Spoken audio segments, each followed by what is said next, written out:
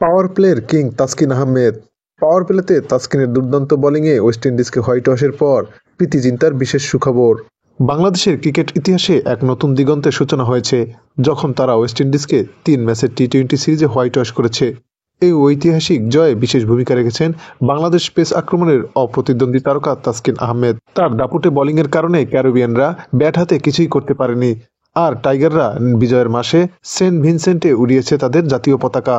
আর তাসকিনের এই দুর্দান্ত বোলিংয়ের পর ভারতীয় বলিউড অভিনেত্রী ও ক্রীড়া ব্যক্তিত্ব প্রীতি জিন্তা বাংলাদেশের জয়ের জন্য অভিনন্দন জানিয়েছেন। তিনি বলেন, তাসকিন আহমেদ পাওয়ার প্লেতে যে নিখুঁত বোলিং করেছেন তা অতুলনীয়। তার বোলিং গতিতে এবং সুনির্দিষ্ট নিয়ন্ত্রণে ক্যারিবিয়ানদের কোনো সুযোগই ছিল না। প্রীতি জিন্তা আরও জানান, বাংলাদেশের পেস আক্রমণ এখন আর কোনো ভয় পাওয়ার বিষয় নয়।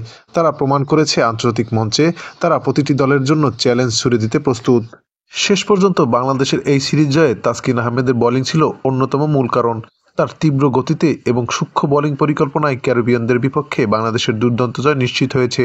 এই জয়ের মাধ্যমে টাইগাররা শুধু নিজেদেরই নয়, গোটা বিশ্বকে জানিয়ে দিয়েছেন তারা আইসিসি বিশ্বকাপে প্রতিটি প্রতিদ্বন্দ্বীকে হারানোর ক্ষমতা রাখে। তাসকিন আহমেদকে প্রশংসা করে তিনি আরও বলেন, তাসকিন আহমেদের মতো একজন বোলার আমাদের দলের খুব প্রয়োজন ছিল।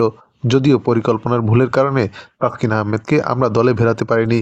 আমরা আগামীতে তাসকিন আহমেদকে দলে নেওয়ার জন্য সর্বোচ্চ চেষ্টাটা করব।